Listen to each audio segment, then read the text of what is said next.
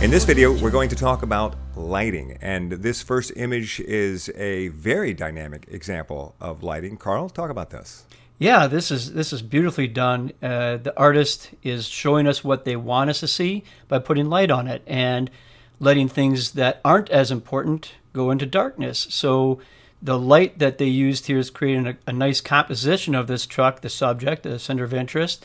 And not only is it shown to us with good shape and form, which was what lighting is really all about, but it's got good texture within that shiny surface, and that's a tough thing to do. So this person really carried off a very nice image for us to see. It's a very dynamic example, and it also really shows how lighting can really be a compositional element. Absolutely, it's how it harmonizes with other things. I mean, look at the impact of this too. What gave us the impact? Well, it was the light. It's what showed us what the truck looked like. So the thought process here was creative. It was technically handled well with good exposure, and it gave us a story. So strong work. All right, so this is something a little more traditional, a portrait. Yeah, and in portraits, it's like photographing landscapes or the truck or anything else. It's about shape and form, and whether it's a person or a rock or a flower, that still holds true. And in this case, we got good shape and form of this person's body. The coat that she's wearing is a little more fashionable, but we're strongly drawn to the lightest place right in the mask of her face. And in this case, it also shows how light can help create a story or a mood within the expression. So we're drawn to that strong facial feature that she has going on here, and it's the brightest part within this image. So the photographer for this image moved the light source very close so that it lights her face perfectly, but then it falls off into shadow very, very quickly on the side, and that creates a mood that matches her expression, etc. I mean, do you think that this image would have not been as dynamic had it been a broader light source or a light source that was more traditional? Well, maybe a larger light source would have had the shadows fall off a lot slower, meaning it would almost wrap around her more and have a more gradual transition from that highlight to shadow. And it probably wouldn't has been as moody or helped give us the same impact that the combination of all these things, the low-key image, the light that's drawing us right to her face, the shadows that are going dark so that we're concentrating on that expression. It's all those little things that this maker did with the light and the background and the person and the styling to tell us the story of this person's personality. I think more than any other element when we talk about lighting, you hear the jurors talk about the right lighting for the mood, for the story, and how those two things have to mesh. Is that a good assumption?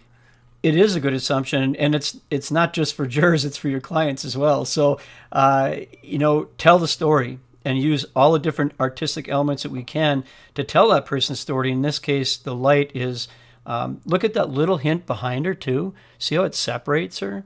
And so that she's not blending into the background. So that's good control of light as well from this maker to not only make the person have shape and form, but to give a little bit of depth and dimension to the scene as well. So it's working in a lot of different ways. All right, on our final image here, how does the maker use light to make this image better? Oh my goodness, a lot of different ways. Number one, it's giving a shape and form of the person, and we're going to come back to that in a minute. But it's also, look at in this case, unlike the last image where it was a low-key scene and just a little bit of light to help separate, this actually has light farther beyond in that escape area, the eye relief in that back room over there. So we go past the subject. We have to, because that's where our brains work, and then we come back to that person within this scene. And then when we get to her, look how important her face is. It's the brightest part within this image. So everything is drawn right there. That's how light is creating composition. It's also taking us away from some other things that might be a little bit objectionable, like her fingers being claws there on her feet. But this, to me, that little posing situation with their hands, that big claw out there, is age appropriate. Little kids do this.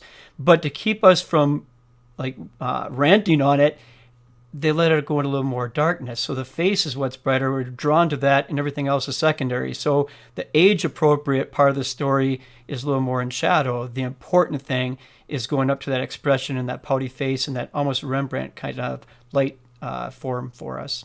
One of the points that you're making here that I see again and again when I'm judging or when I'm watching judging take place is that the idea that you would have every single element be perfect is extremely rare, and that many times if you have certain elements in the image that are so well done that the judges then will find a reason to not be bothered by elements that might not be perfect.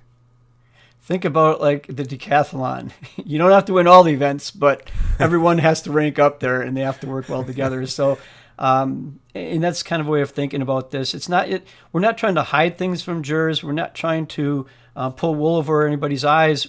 We're trying to create a piece of art that tells a story without us verbally telling it. And because of those little things like light and emotion and the subject matter in the center, all these elements that we're going to be talking about, how they work together to give us that story. And that's the important part.